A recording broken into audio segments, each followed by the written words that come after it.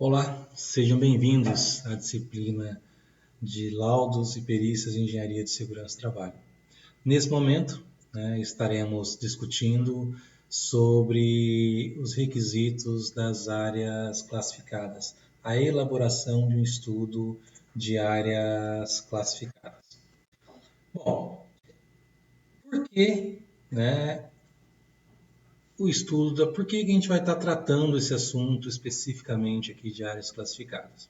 Primeiro, porque são algumas documentações, um relatório técnico, um estudo, que vai gerar um relatório técnico ou um laudo posteriormente, muito requisitado no mercado e onde pouquíssimos profissionais atuam. Então existe uma lacuna muito grande, de profissionais, uma falta de profissionais no mercado que executam esse tipo de atividade. A ideia da gente trazer, discutir nesses pareceres, discutir sobre os requisitos de estudo de classificação de área, é exatamente isso, já iniciar uma capacitação aí para os futuros profissionais na área de segurança do trabalho.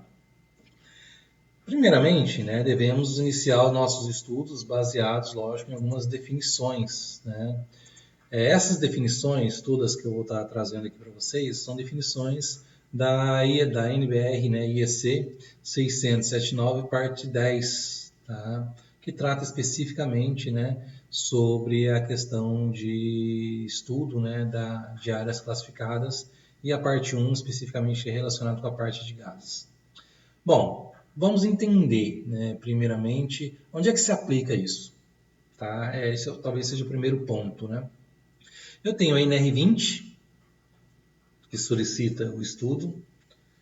Eu tenho a NR10, que solicita o estudo indiretamente, porque a NR10 ela pede que as instalações elétricas em áreas classificadas, a verificação das instalações elétricas em áreas classificadas, se estão de acordo ou não com as normas vigentes. Para mim saber se está ou não de acordo, eu preciso saber qual é o nível, qual é a proteção. Então, eu preciso inicialmente entender, realizar o estudo de classificação de áreas. Então, já são dois documentos que me exigem, que tem, que solicita esse estudo de classificação de áreas. Onde é que eu aplico? Empresas, por exemplo, que trabalham, indústrias, áreas que trabalham, por exemplo, com líquidos inflamáveis, poeiras, vamos citar um exemplo, algumas minerações, postos de combustíveis, indústrias indústrias químicas, Em geral, praticamente todas as indústrias ela tem pelo menos um ou dois pontos aí de áreas classificadas. O simples fato de você trabalhar, por exemplo, com gás natural, então é uma área classificada. Então existe várias atividades, vários equipamentos, várias instalações que devem ser classificadas. Quando eu falo de estudo de áreas classificadas, são áreas que são potencialmente explosivas, ou seja, em caso de uma fonte de ignição e na presença da atmosfera explosiva, o local pode explodir.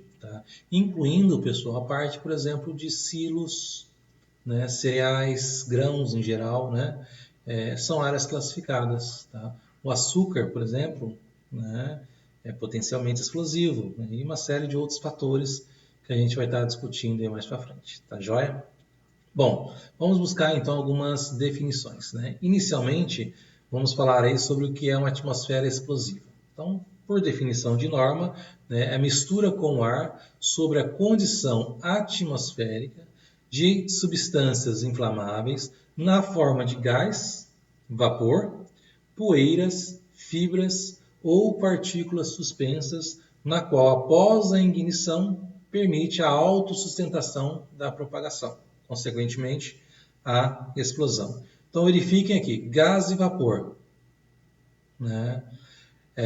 Quando eu estou abastecendo no posto de combustível, quando o frentista está lá, inserindo a bomba lá no tanque, ali eu tenho desprendimento de vapores inflamáveis. Então, se eu tiver uma fonte de ignição, risco de explosão. Fibras, poeiras, sei lá, poeira gerada, por exemplo, com algum tipo de cereal, milho, né, o arroz, né, farinha, né? Então, são áreas potencialmente explosivas. E aí, né, uma série de outras circunstâncias que pode tornar ou não a área potencialmente explosiva, certo? Bom, temos aí, né, uma definição já relacionada agora, né, com as questões de mais específica relacionada com o gás, né? Então, a atmosfera explosiva de gás. É o mesmo teor, né, da definição anterior, porém voltada para o gás. Então, é a mistura do ar sobre condições atmosféricas de substâncias inflamáveis na forma de gás ou vapor, o qual, após uma ignição, permite a autossustentação da propagação da chama e aí, né, consequentemente, a explosão, certo? Dentro, né, do contexto, né, da atmosfera explosiva, a gente tem essas três variáveis que há necessidade dessas três variáveis para que haja uma atmosfera explosiva, consequentemente uma probabilidade de incidência de uma explosão, que é a substância inflamável. Eu tenho que ter essa substância inflamável, né? Aqui vem uma ponderação muito importante, tá? Nem todo produto químico é inflamável. Então, não quer dizer, tá, que a empresa produz um produto químico ou que ela tem um depósito de produto químico, que ali vai ser uma área classificada. Tá? Pode ser que aquele produto tenha características apenas corrosivas. Então, como é que eu vou saber? Né? Primeiramente, normalmente na embalagem já vem essa informação. Né? Só que, de qualquer forma, eu vou ter que consultar a FISPIC, né? Onde é que eu vou ter lá as características desses produtos. Porque eu vou ter que pegar alguns pontos, né? Ponte de ignição, uma série de outras informações para mim fazer o meu estudo. Mas dentro desse contexto, eu preciso, né, ter a minha substância, né, inflamável, o oxigênio, né, o ar, e a fonte de ignição. Então, tendo esses três fatores no ambiente, né, eu possivelmente vou ter uma área classificada. Tá? E a fonte de ignição é muito interessante. Né? A gente sabe quando uma área é classificada, o custo de manutenção, de instalação de equipamentos é muito alto. Tá? Mas existem técnicas de engenharia, né, que eu consigo reduzir esse custo. Né? Vamos imaginar que eu tenho um depósito de inflamáveis, né, de produtos inflamáveis, e eu tenho lá um interruptor é uma fonte de ignição. Então, quando eu aciono o interruptor, naquele liga-desliga, eu vou ter um pequeno arco elétrico, né, que é suficiente para gerar uma explosão. Então, o que eu faço, né, como medida de controle? Eu tiro aquele interruptor daquele local, coloco ele para o lado externo. Então, eu estou eliminando, né, o terceiro ponto, né, que é a minha fonte de ignição. Né? Então, teoricamente, né, minha área eu vou ter sim um produto inflamável, mas, né, eu vou ter aí a minha fonte de ignição ela vai ser controlada. Ou se não, eu vou buscar aí, né, trabalhar com dispositivos eletroeletrônicos específicos para aquela área, tá? Então, mais um ponto importante, né, que a gente tem que levar em consideração. Bom, outra definição, área classificada. O que é uma área classificada? Né? Isso do ponto de vista de gás. Né? É a área em qual a atmosfera explosiva de gás está presente ou é esperada para estar presente em quantidade tais que requeiram precauções especiais para a construção, instalação e utilização de equipamentos. Perfeito? Então, essa é a definição da norma, né, referente à área classificada, né, por gás. Bom, esses gases, né, eles ainda são divididos em grupos, tá?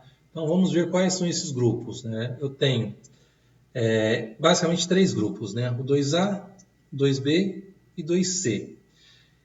Isso, né, devido ao seu grau de periculosidade, né, em função da energia liberada em caso de uma explosão.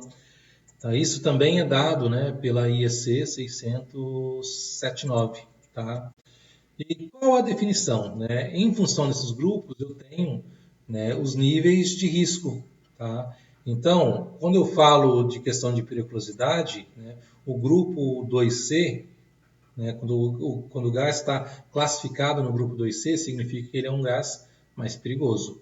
Né? Ou seja, em caso de explosão, né, a explosão vai ser uma explosão mais séria. Tá? Então, essa é uma ponderação também, né, normativo, e que a gente tem que ficar sempre atento aí. Tá? E quais são? Né? Como eu subclassifico esses gases? Né? Então, eu tenho aqui, né, alguns gases, né, alguma subdivisão deles.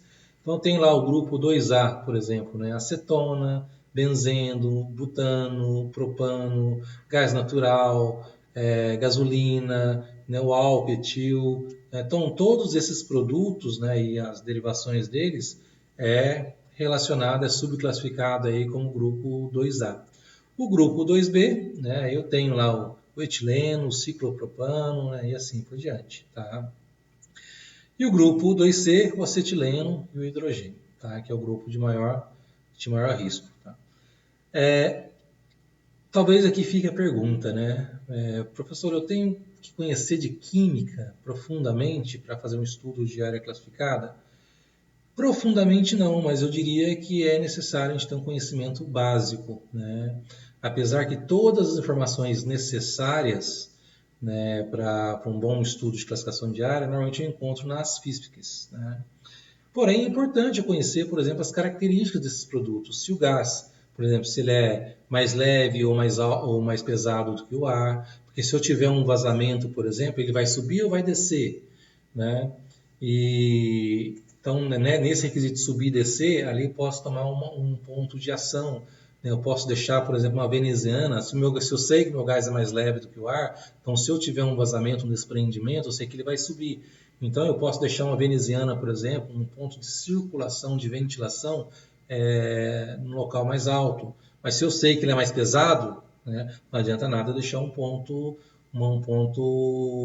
veneziana, por exemplo, na parte mais alta. Tá?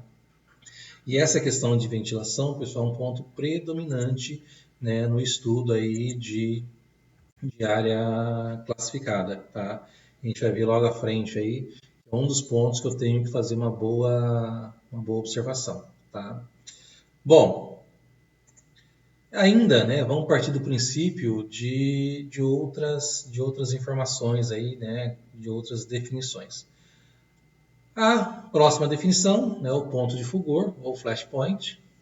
Então é importante conhecer isso, né? Então é a menor temperatura que um produto inflamável, um líquido, libera vapor em quantidade suficiente para formar uma mistura explosiva. Tá? Onde é que eu vou encontrar isso, essa informação? Na ficha de segurança do produto. Todos os fabricantes de produtos químicos, né, são obrigados a fornecer essa ficha. Normalmente na página do fabricante a gente encontra essas informações. Temperatura de autoinflamação ou temperatura de ignição é a menor temperatura a partir do qual uma mistura explosiva se inflama. Perfeito? Mais uma definição importante para que possamos aí dar sequência no estudo de classificação diária. E essas temperaturas, elas são também divididas em classes. Tá? Então, olha só, eu tenho, né, as classes de temperatura divididas em T1, T2, T3, T4, T5. Tá? E aí eu tenho, né, as temperaturas de ignição, por exemplo, na faixa T1. Né? Então, gás, né, menor 450 graus Celsius. E assim vai. Né?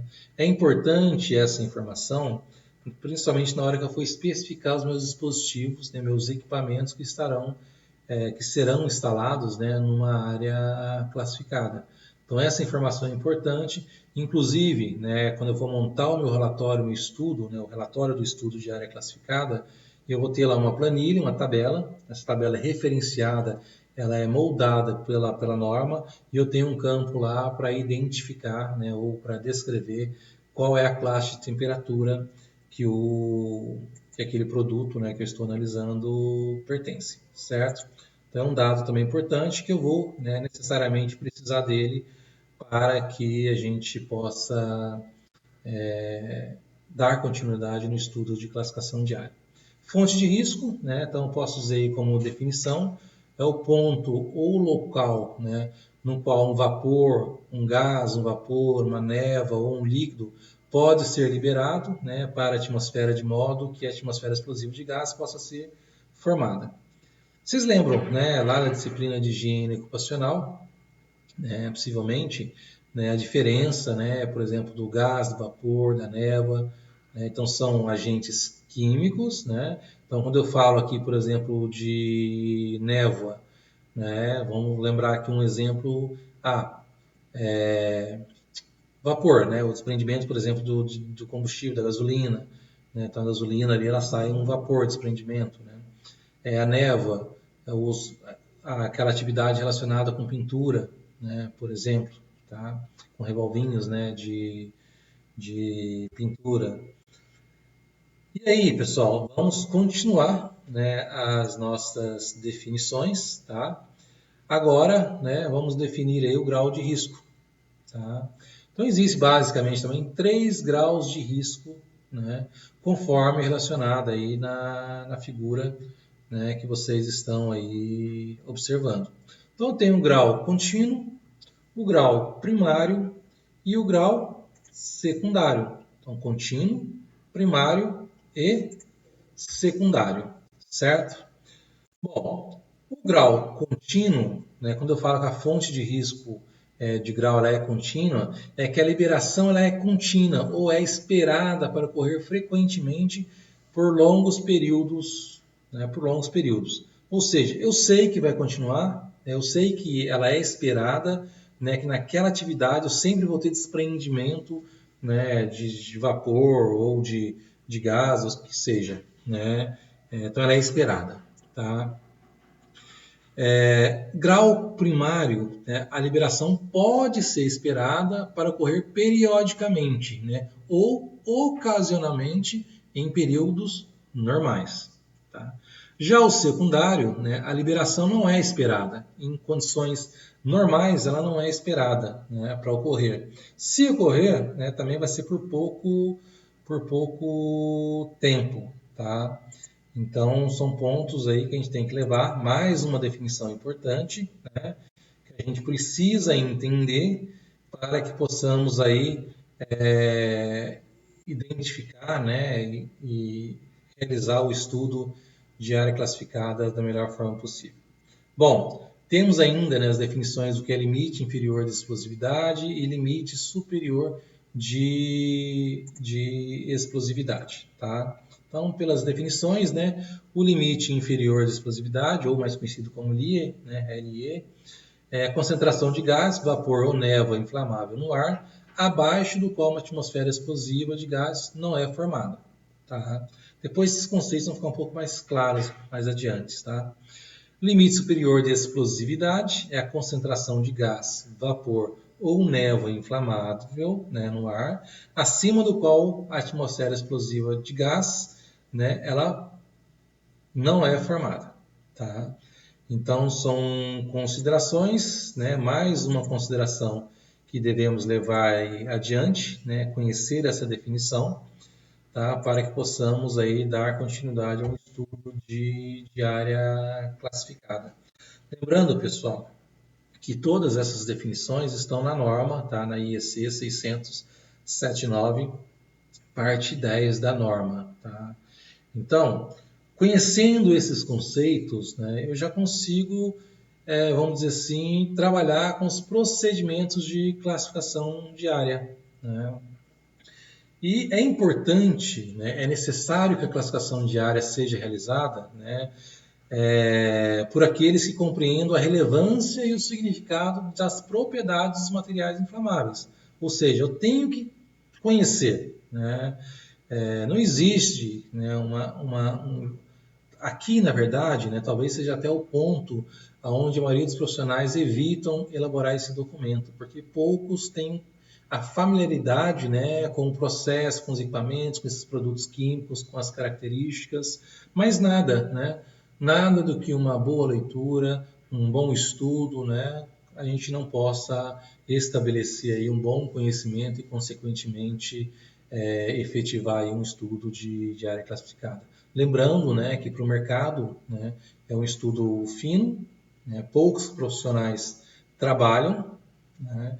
Então, talvez é um ponto importante, né, da gente estar ciente aí que é uma grande oportunidade, né, de se trabalhar com na área de segurança do trabalho, né? São poucos profissionais que hoje, né, tende aí a trabalhar, né, ou a desenvolver um trabalho desse tipo. Inclusive, é um trabalho com valor agregado alto, né? Então, talvez valha a pena, né, desprender um pouquinho de tempo aí para estudar um pouquinho, né, sobre áreas classificadas. Bom, completando ainda nas fontes de risco, nas definições, né, os elementos básicos para definir uma área classificada, né, consiste na identificação das fontes de risco, primeiro ponto, né? Então, onde que vem? Que tipo de produto, né? E no grau, né, na determinação do grau dessas fontes. Considerando que uma atmosfera explosiva de gases inflamáveis somente pode existir se um gás ou vapor estiver presente no ar.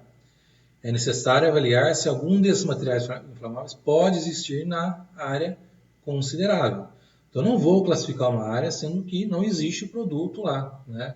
Não existe a possibilidade de desprendimento desse gás ou desse vapor naquele local que eu estou fazendo o estudo. Lógico, eu posso fazer um estudo também preventivo, né?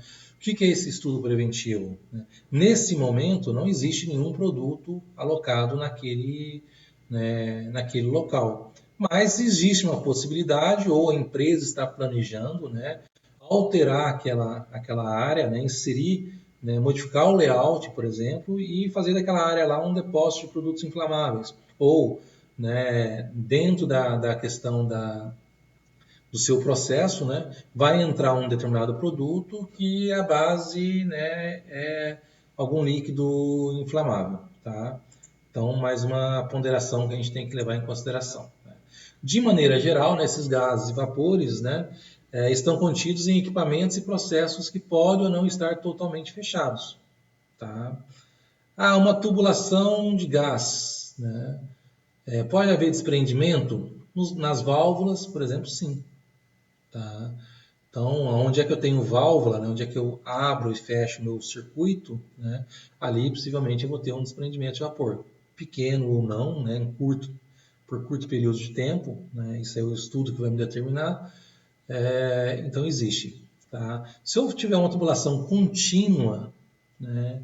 Então eu tenho gás lá dentro, mas a área não é classificada, tá? Depois a gente vai ver esses detalhes aí.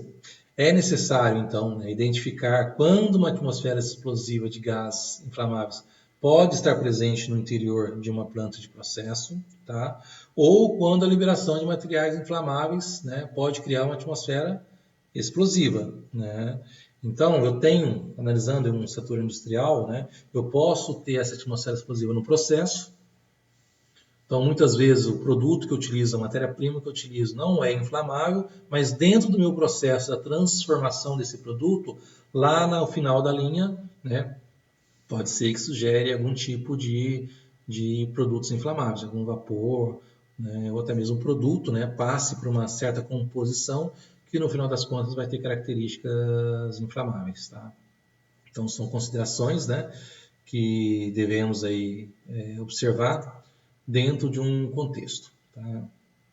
O grande, né, talvez a grande questão, né, de uma área classificada é exatamente essa, a questão da observação e da coleta de informações, tá? Então, quando você é um profissional, né, que está prestando uma consultoria, que vai elaborar, foi contratado para fazer um estudo, você não adivinha, tá? Então, você tem que entender, buscar conhecimentos do processo ao qual você está fazendo esse estudo de classificação de área e buscar informações técnicas. Então, quem vai te passar essas informações, né? Boa parte delas, logicamente, é a empresa, tá? É ela que conhece o processo, é ela que sabe as características do produto químico que vai ser utilizado, né? Então, ela tem que te dar essas informações, tá?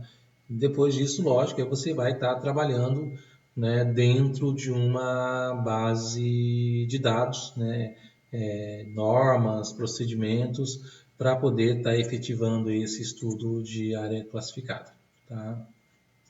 Tendo sido estabelecido, né, então, o grau de risco, né, da fonte ou a fonte de risco, né, é necessário determinar essa taxa de liberação e outros fatores que podem influenciar, né, no tipo de extensão de zona. Por exemplo, se o local é ventilado, se não é ventilado, né, o que é essa extensão de zona?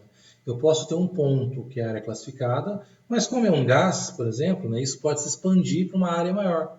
Então, no meu estudo de classificação de área, eu vou verificar qual é o ponto, qual é o raio que isso pode chegar, né? Então, isso é uma caracterização, um estudo que a gente chama de extensão de zona. Tá? Então, na IEC 679, ela me pondera algumas considerações. Tá? Pessoal, é importante, tá? Quem está aí pensando, né, em partir para essa linha de estudo de classificação de área. Não tem dificuldade, tá? Aparentemente parece que é um pouco complexo, mas não é. Tá? Mas é muito importante, né, dar uma boa lida na 679, né, a parte 10, principalmente da norma. Tá perfeito? Então, se a quantidade total de material inflamável, né, possível de ser liberado for pequena, né? Por exemplo, em caso de um laboratório, então eu tenho um frasco de um produto que é inflamável, né? Um frasco pequeno, uma quantidade pequena. Eu vou abrir ali para passar, para pegar uma dose. Né? Então, um local normalmente que é, né, uma quantidade pequena. Tá? Então, possível de ser liberado para uma pequena, né, ou por exemplo, no caso de um laboratório, uma pequena quantidade, né, apesar de um risco potencial existir, pode não ser adequado utilizar esse procedimento, né, de classificação de área. Então tem que tomar muito cuidado. Também entra a questão do bom senso. Né? Qual é a quantidade de produto? Qual é a frequência? O local é ventilado? Não é ventilado? Né? A área que eu vou estar manipulando isso? Né? Então são alguns pontos, né, que eu vou levar em consideração, né, em função de algumas particularidades da área. Então volto a frisar mais uma vez. Né? No estudo de classificação de área, eu conhecer a área, as particularidades do local é muito importante. Né? Ventilação, se a ventilação é natural, se é forçada, né? Uma série de ponderações que fazem, né, que vai fazer a diferença, né, no estudo de classificação de área. É um estudo que requer muita responsabilidade, né, até mesmo pelo tema, né, pela projeção, né, caso algo de errado venha a acontecer. Então isso pode tornar proporções incalculáveis, né? Mas também, né, do ponto de vista de manutenção e custo. Então, quando eu classifico uma área, né, o custo de manutenção dessas áreas é muito alto, tá? É muito alto. Então, eu preciso ficar atento, né, a essas informações, ter a responsabilidade, né, de realmente fazer a classificação daquilo que realmente é necessário. Tá? Estou na dúvida, vou classificar. Né? Se está na dúvida, vamos buscar informações, né, para poder classificar a área ou não. Dando sequência nas definições da norma, né, a classificação de áreas de equipamentos de processo, né, nos quais o material inflamável é queimado, tá? Como, por exemplo, queimadores, fornos, caldeiras, turbinas a gás, né? Necessita, nesse caso, né, ser levado em consideração as suas etapas de ciclo de purga, né, e condições de partida e de parada. Né? O que eu quero dizer com isso? Por exemplo, se eu tenho um forno, né, eu tenho uma liberação de gás, mas que é queimado ali. Então, eu preciso analisar para verificar se realmente todo o gás é queimado naquele processo inicial. Se ele for queimado ali, a área não é classificada. Agora, se existir a possibilidade de fuga desse gás para uma área externa, né, por exemplo, na alimentação desse forno, né, onde eu tenho a tubulação de gás, onde eu tenho válvula, ali possivelmente vai ser classificado. Internamente no forno, né, dificilmente, tá? Porque entende-se, né, que o gás ele vai servir como combustível, então a queima dele, então antes dele, né, entrar em contato com o ar, assim, ele é queimado, ele é eliminado. Tá? Então é uma ponderação só importante que a gente tem que levar em consideração, né? Sempre é importante. Então, por isso, mais uma vez, né, dentro do estudo de classificação de área, é interessante a gente ter aí conhecer o processo. Tá? Cada tipo de equipamento do processo, pessoal, então tanques, bombas, tubulações, vasos, né, deve ser considerado uma fonte potencial de risco de liberação de gás inflamável. A gente tem que sempre partir desse princípio. Se não for previsto que o equipamento contenha material inflamável, esse claramente, né, não vai criar uma área classificada ao seu redor. Ah, não, é um tanque de água, né? Eu não tenho material inflamável ali, tá, no meu processo. Então, fatalmente, né, não irá ocasionar uma área classificada. O mesmo se aplica, né, se o equipamento contiver material inflamável, mas que não seja capaz de liberar esse material para a atmosfera, né?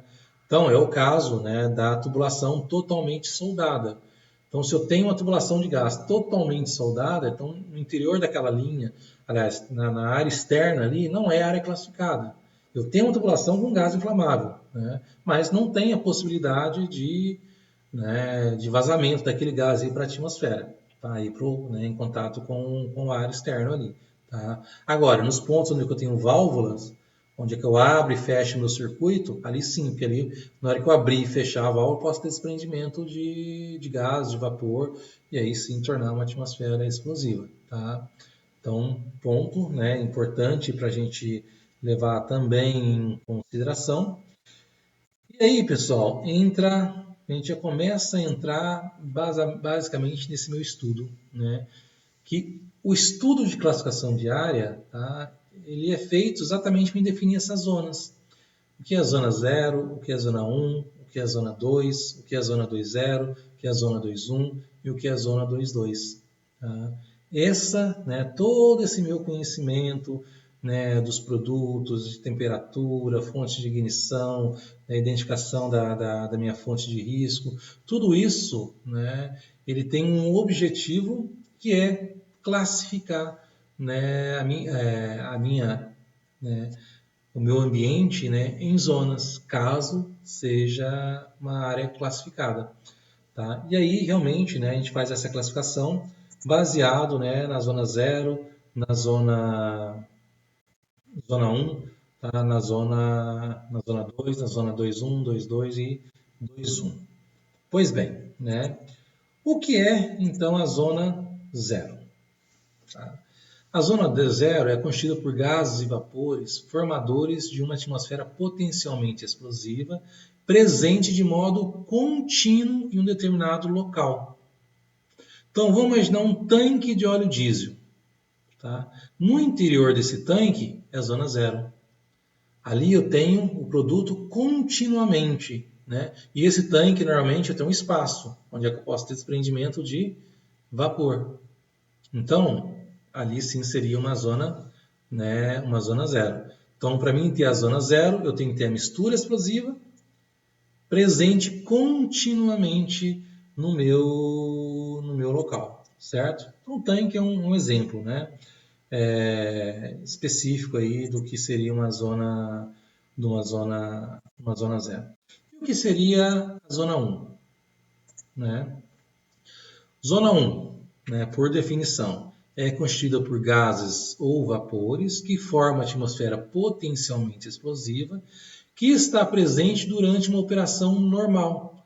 Então, dentro de uma operação normal, né, eu vou ter aí, né, a formação de uma atmosfera potencialmente explosiva.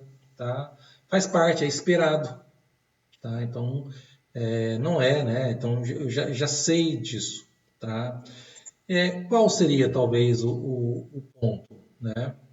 Vamos imaginar o seguinte: um posto de combustível. Tá? Então, naquele momento, por exemplo, chega o caminhão-tanque para abastecer, né, os tanques do posto. Então, naquele momento que eu estou abastecendo, que eu estou enchendo o tanque, né, aquele momento é classificado como zona 1. Quando o tanque está fechado, né, eu não tenho zona 1 ali na área externa.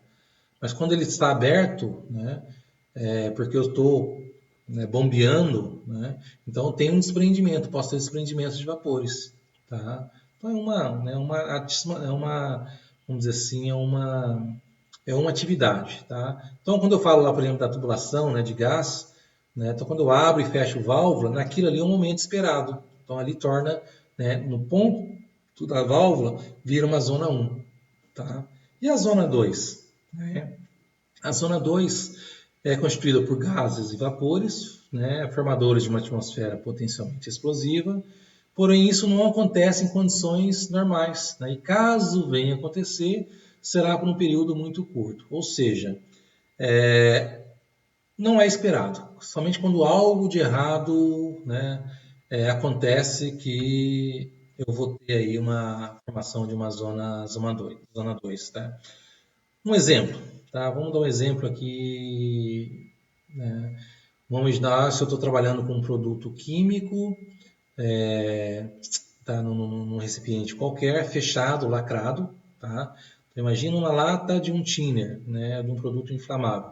Então, eu comprei, está totalmente lacrado, né? Lógico, esse recipiente, né? Ele tem regras, né? De fabricação, tem todo um critério, né? Que deve ser adotado aí para embalagem de produtos químicos, né? Então, vamos imaginar, ele fechado, lacrado, né? Talvez internamente zona zero. Quando eu abro, né? Quando eu vou abrir o lacre, abrir uma tampa para pegar aquele produto químico e passar para um outro recipiente, né? Ali eu estou formando a zona 1, tá? A zona 1. Por quê? Porque essa é uma atividade normal, então aquilo ali é esperado. Eu vou ter sim uma formação de uma atmosfera potencialmente explosiva nessa atividade. Tá? Pensando que está tampado, né? E de repente isso cai na minha mão, um acidente e começa um vazamento. Não é esperado que isso ocorra, mas se eu estou manipulando o produto químico, pode ser que ocorra. Então, se eu tenho um produto inflamável naquele local, né, possivelmente aquele local já vai ser zona 2, tá? Possivelmente ele já vai ser zona 2, porque ali eu tenho a presença do produto. Ah, mas ele não está em contato com o ar. Sim, mas existe a possibilidade de um vazamento?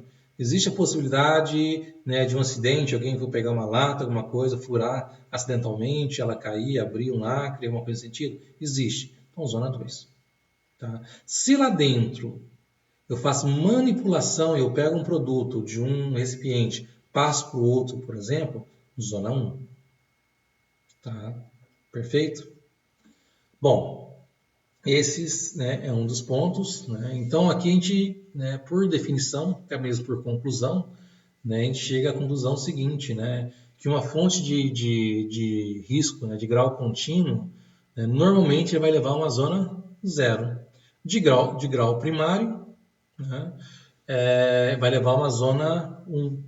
E uma fonte aí contínua, né, aliás, uma fonte de risco de grau secundário vai estar levando a uma zona 2. Né? Isso facilmente, né, a gente tira essa conclusão. Tá? E a extensão da zona? Né? Foi o que eu mencionei, né, há pouco. Né? O que seria essa extensão da zona? Vamos imaginar lá naquela minha válvula, né, que eu classifiquei como zona 1. Tá, então se eu tiver desprendimento de um vapor, de um gás, ali naquele ponto é zona 1. Mas isso pode estender, pode ter uma extensão da zona. Né? Tem um tipo de. Pelas características do produto, aquilo vai, teoricamente, né, vai se expandir. Né? Então eu preciso, do meu estudo de classificação de área, determinar essa expansão. Eu preciso falar, olha, esse ponto aqui é o zona 1, mas ele pode chegar a um raio de tantos metros. Então, naquele raio de 1,5 m, 2 metros, 3 metros, né, eu vou classificar como zona 1, por exemplo, ou zona 2, ou zona 0, dependendo do meu tipo de classificação. Isso está muito relacionado com as características do produto e com as características do ambiente, né? Se o local é bem ventilado, se não é bem ventilado, né? Isso está muito relacionado também com a concentração, né, do produto no ambiente. Então, um local arejado, bem ventilado, uma área aberta, né, essa concentração é menor. Agora, se existe a possibilidade de desprendimento de vapor numa área fechada, sem ventilação, então naquele local ali vai ter uma concentração maior. Né? Então, teoricamente, teoricamente, né, ou tem um risco aí de potencial maior de explosão. Tá? Então, ainda, né, dentro das caracterizações da extensão de zona, né, então as considerações necessitam ser sempre realizadas, né, sobre a possibilidade de que um gás que seja mais pesado, né, do ar, mais pesado do que o ar, possa fluir, né, pelo interior do local. É aquilo que eu já mencionei para vocês. Então, eu preciso conhecer as características. Né? Esse ar, ele é mais pesado, esse gás é mais pesado ou mais leve que o ar. Tá? Por que é importante? Se ele for mais pesado, né, existe a possibilidade, né, dele, por exemplo, entrar numa valeta. Né? Então, eu preciso conhecer isso. Então, olha só a importância, né, um dado simples de obter, né, porém extremamente importante. Tá? Extremamente importante. Nessa taxa, essa extensão da zona, né, ela vai levar em consideração as taxas de liberação do gás do vapor, tá? Que foi o que eu acabei de mencionar aí para vocês, né? Essa taxa de liberação, que é condizente com o quê? Né? Por exemplo, com a geometria do local, né, as características do local, é aquilo que eu falei para vocês, se o local é ou não bem ventilado, né, se eu tenho, por exemplo, vamos dizer, pontos, né, por exemplo, aberturas no local onde, caso eu tenha um vazamento, o gás pode se acumular naquele local, né, se a superfície minha será aberta, né, se pode ter vazamento de flange, né, e aí eu posso entrar em outros conceitos, né, como por exemplo fontes, né, em função da geometria da fonte de risco, né, eu tenho ainda algumas ponderações, né, por exemplo, dentro do grau contínuo, né, o que eu preciso observar dentro desse meu grau contínuo, né? Se a superfície de um líquido inflamável, né, em um tanque de teto fixo, por exemplo, né, com respiro, né, permanente para a atmosfera. Então, imagina eu ter um tanque, né, né, uma refinaria, por exemplo, de petróleo, uma refinaria onde eu tenho lá, ou uma empresa que eu tenho um tanque de óleo diesel, né, ou um tanque de um produto químico qualquer inflamável. Então, esse tanque, ele tem um respiro, porque se ele tem um respiro, significa o seguinte, tá? Internamente ali eu vou ter o vapor desprendido em função do líquido inflamável, então possivelmente ele vai sair pelo respiro. Então ao redor daquele respiro é uma área classificada, tá? Então se a superfície, por exemplo, de um líquido inflamável que esteja aberto para a atmosfera, né, continuamente por longos períodos, então o meu tanque vai ficar aberto se não vai, né? Então tenho que levar tudo isso em consideração, tá? Poxa, onde é que está meu produto químico? Onde é que está? Qual é a geometria de tudo isso? Ah, é totalmente fechado, mas tem algum local de ventilação? Precisa de respiro, né? E assim por diante. Então são pontos, né, normativos que eu preciso observar, que eu preciso me atentar para, né, fazer toda essa caracterização. Tá? Aí eu tenho também, né, observação, por exemplo, de selos de bombas, válvulas, todos aqueles dispositivos, né, dentro do meu processo, onde eu posso ter algum tipo de vazamento. Né? Então, se ali eu tenho circulação, se eu tenho produtos químicos, e se eu tenho, por exemplo, uma válvula de escape, então é possível, né, ter um desprendimento de um gás por essa válvula? É. Então, ali naquele ponto ali, possivelmente eu vou estar, né, classificando aquela área. Pontos de drenagem de água, né? Que contém, por exemplo, pode conter, né, líquidos inflamáveis. Então, posso ter a liberação, né? Eu posso ter, vamos imaginar, uma caixa coletora, né, de vazamento. Eu tenho lá um tanque de um produto químico qualquer e eu tenho lá minha caixa de contenção. Então, se eu tiver um vazamento, vai ficar, né, o produto ali na caixa, lógico, né, para não contaminar o meio ambiente, mas aquilo ali pode gerar um vapor, dependendo das características do ambiente e do produto químico, certo? Pessoal, reparem, né, no volume de informações que temos relacionados aí, né, a, ao estudo de área classificada. Tá? Por isso, né, que foi uma decisão particular minha, de trazer essas informações para vocês. Né? É um estudo que tem demanda no mercado, né? Isso faz parte, tá? Exige uma responsabilidade, tá? Uma responsabilidade inclusive grande, né, do ponto de vista de classificação, né, de técnica. Exige uma compreensão do processo como um todo, tá? Não é só você ter os conhecimentos técnicos. Você ter o conhecimento técnico, mas não conhecer o processo, não adianta nada. Não adianta nada eu saber a definição de uma zona 2, o que é a zona 2, o que é a zona 1, o que é a zona 0. Para mim não adianta nada se, né, eu não conheço o meu processo. Tá? Então, são pontos aí que a gente tem que levar em consideração para que, né, possamos aí, realizar um estudo com segurança, um estudo adequado, né, em função de uma série de fatores aí que devemos levar em consideração, tá? Tecnicamente. Falando um pouquinho ainda, né, ainda na esfera da extensão de zonas, porém agora na questão da concentração, é aquilo que eu já até mencionei com vocês, né? Essa taxa de liberação ela aumenta com a concentração do gás ou do vapor, né? E na mistura liberada. Então, eu vou ter um grande vazamento, né? Um pequeno vazamento. Qual a pressão desse vazamento, né? Então, a extensão da zona vai ser em função disso, tá? Exatamente, né? Quanto maior a concentração no ambiente, maior vai ser a minha extensão da área classificada. Perfeito? Ponto importante, né? Esse conceito a gente está atento a ele, tá?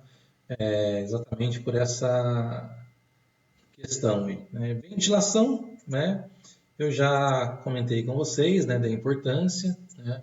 O gás ou vapor liberado na atmosfera, né, ele pode ser diluído por dispersão ou difusão no ar, né, até que sua concentração seja abaixo do limite inferior de explosividade.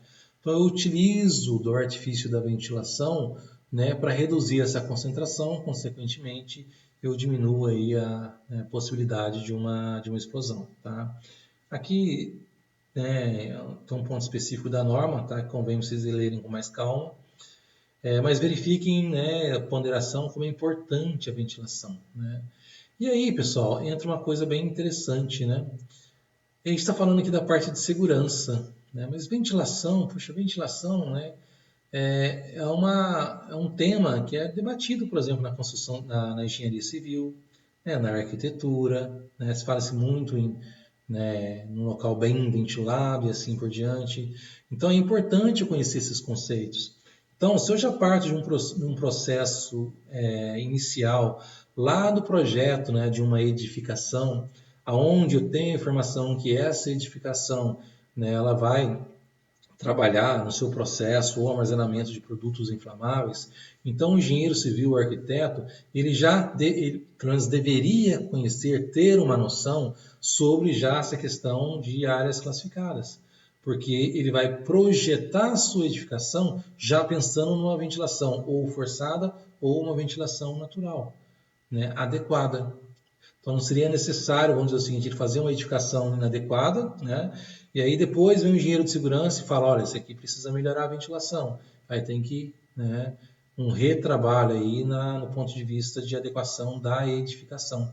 Então eu conhecendo isso, né, eu sabendo que o produto que vai estar ali é um produto mais leve ou mais pesado do que o ar, eu já projeto a minha edificação, né, com os pontos exatos. Vou deixar uma veneziana num ponto mais alto, porque se tiver desprendimentos de vapor nesse local, né, eu sei que ele vai subir, né, e assim por diante. Tá? Então, a ventilação, eu diria que é o ponto principal, né, que deve ser observado numa avaliação inicial de um estudo de área classificada. Perfeito?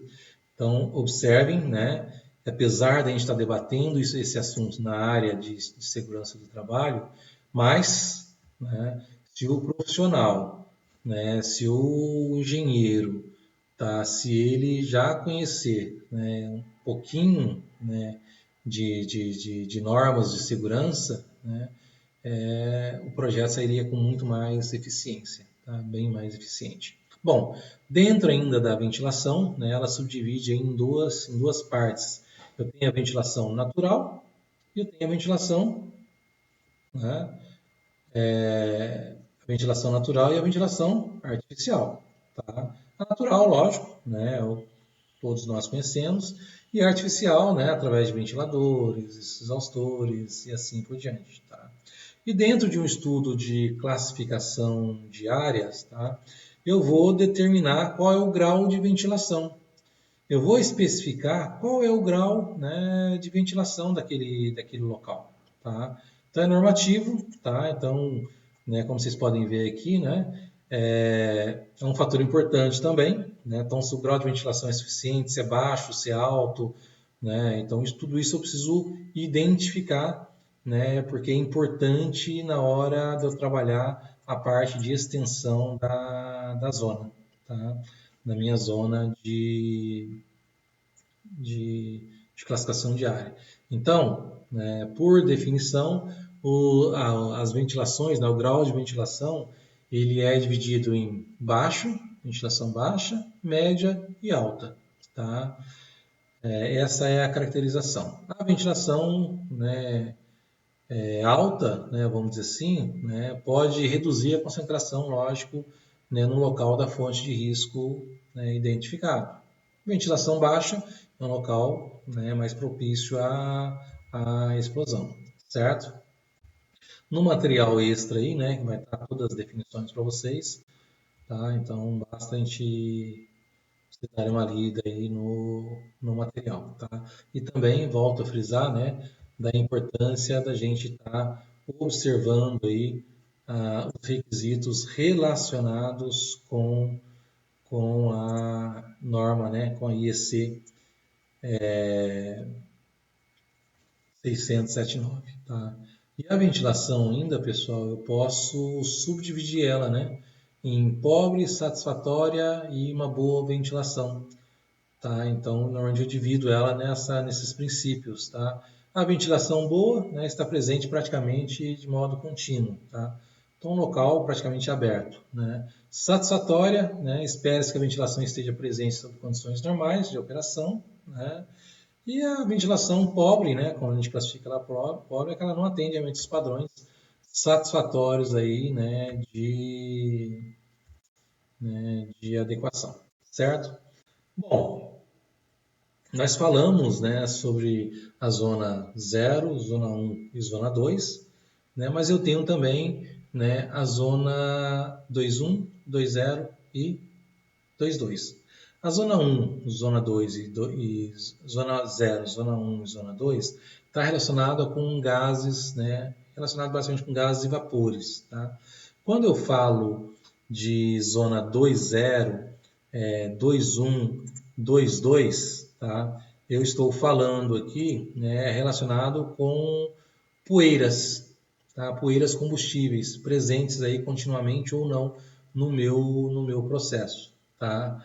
Então tem uma série de poeiras, né, combustíveis, né, a parte principalmente de grãos, né? Então silos, por exemplo, são locais potencialmente explosivos, fábricas de chocolate, cacau, né? Pode se tornar uma área potencialmente explosiva, né? Uma série de produtos, tá? Então, a zona 2.0 é aquela que a mistura, né, da poeira combustível está presente, né, em todo o tempo, né, no local de operação, tá? Por exemplo, dentro de um silo, tá? Eu tenho a zona 2.1, tá? Que é aquela que é gerada, né, mistura, ela é gerada, né, com ar, mistura com ar, né, ela é esperada na operação normal. Né? Então, bem parecido o conceito, tá? Relacionado lá com a zona 2, com a zona 1, né? Então, ela é esperada numa operação normal. A diferença é que na zona 1 é com gás e vapor e na zona 2 é com poeiras combustíveis. Assim, né, como também a zona 2.2. Não é esperado numa situação normal, mas caso ocorra, vai ser com um breve período, né? Um vazamento, alguma coisa nesse sentido aí. Perfeito? Bom, aqui, né, eu trago para vocês aqui uma figura, como vocês podem ver, que é um caminhão, né, um posto de combustível, tá? Uma classificação de área, tá? Depois que eu defini essa zona, esse zoneamento, pessoal, o restante é desenho, tá? É preenchimento de tabela e desenho. Então verifiquem o seguinte, tá? Esse líquido azul aqui está me representando o combustível. Então verifique, dentro, né, do caminhão-tanque, tá? Eu tenho combustível, então eu tenho essa área aqui que é vazia. Então aqui eu estou tendo um desprendimento de vapores, né, de forma contínua. Então sempre vou ter desprendimento de vapores aqui. Então isso aqui é uma zona zero, certo? Aqui, né, nas válvulas, né, onde é que eu posso abrir, onde é que eu tenho uma certa abertura. Então isso aqui é uma zona 1, tá? E aí a extensão dessa zona vai ser uma zona 2. Assim como tem um tanque, né, onde é que o caminhão está abastecendo esse tanque, da mesma forma. Tá? Então, no desenho, lógico que eu não desenho em 3D, normalmente eu desenho em 2D. Tá? O que eu vou fazendo? Vou projetando, vamos dizer, que esse raio aqui é um raio de 1 metro. Então, eu traço aqui um raio de 1 metro, tá? E vou trabalhando esse raio, né, de forma aí adequada. Perfeito? Então, são ponderações, né, que vamos levar em consideração para que possamos, né, de alguma forma, elevar esses conceitos aí dentro de um planejamento de área classificada. Perfeito? Bom, o desenho, né, depois a gente vai ver alguns modelos, vou estar disponibilizando para vocês um modelo de área classificada, tá? Então não se preocupe com isso, mas teoricamente eles são realizados no AutoCAD, tá? É simples, é um desenho simples, normalmente em 2D. Eu faço alguns detalhamentos, né, em 3D ou umas projeções para facilitar, né, a compreensão desse desenho, tá? Mas não tem dificuldade, perfeito? Bom, numa próxima etapa a gente vai estar vendo o procedimento, né, o passo a passo para a elaboração, né, de um estudo de área classificada. Obrigado.